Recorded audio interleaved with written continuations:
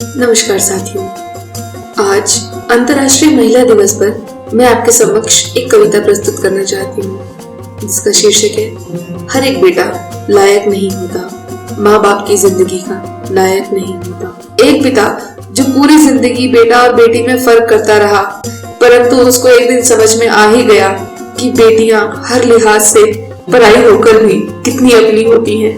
जब बेटा हुआ तो सारे शहर को था महलों सा सजाया, आस पड़ोस और रिश्तेदारों को था दावत पे बुलाया। मगर जब बेटी हुई तो किसी को एक टुकड़ा मिठाई भी न खिलाया, घर में मातम का सा था माहौल बनाया। जब बेटा छोटा था तो उसे हर खिलौना था नया दिलवाया, बेटी को मगर एक गुड़िया दिलाकर था अपना पीछा छुड़वाया। बेटे को प्राइवेट और बेटी को सरकारी स्कूल में था पढ़ाया, बेटा बेटी के बीच का फासला मैंने अपने घर में भी था बढ़ाया। बेटे को ट्यूशन भी लगवाया और बेटी से था घर का हर काम भी करवाया। फिर भी वो 100 में 90 लाई, जबकि बेटा केवल 70 लाया। बेटे के कहने पर उसे नया महंगा कंप्यूटर था दिलवाया, जबकि बेटी के लिए सिर्फ एक सूट ही था सिलवाया।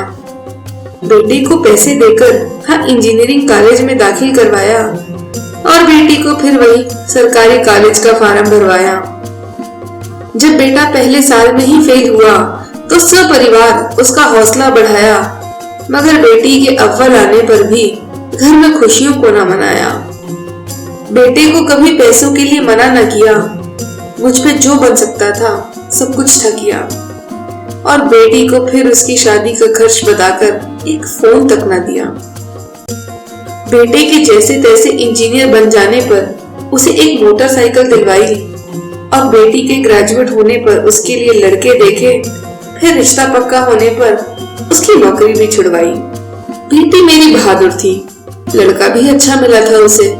बेटी चाहती थी आगे बढ़े टीचर बने, दोनों समझदारी से नौकरी करते और खुश थे। मैं ही गलत था, ये अब कैसे कहता उसे। बेटे को भी मिल गई थी नौकरी एक आम सी, दिन भर की भागा दौड़ी थकन सुबह शाम की। 4 पैसे ना वो बचाता था, मैं उसे कितना समझाता था पर उसे कहाँ समझ आता था। रोज रात देर वो घर आता था।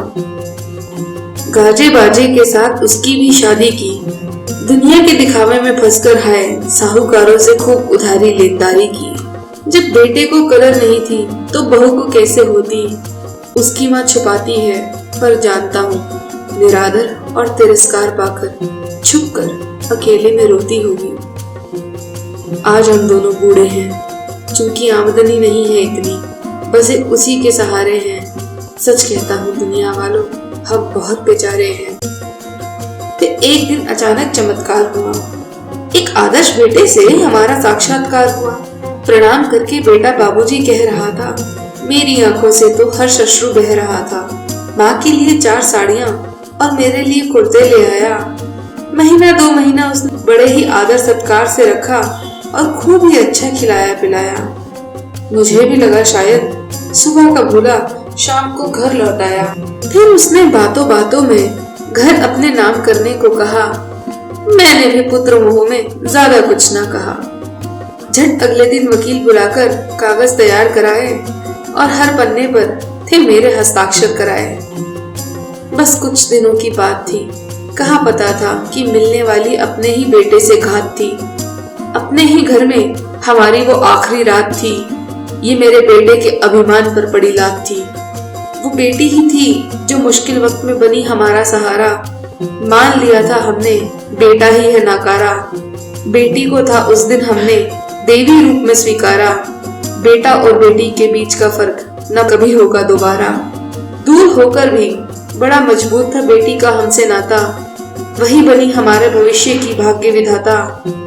बेटी की वजह से ही आज फिर से दुकान चलाकर पैसे कमाता, अपना और अपनी पत्नी का किराए का ही सही मगर खुद का घर चलाता।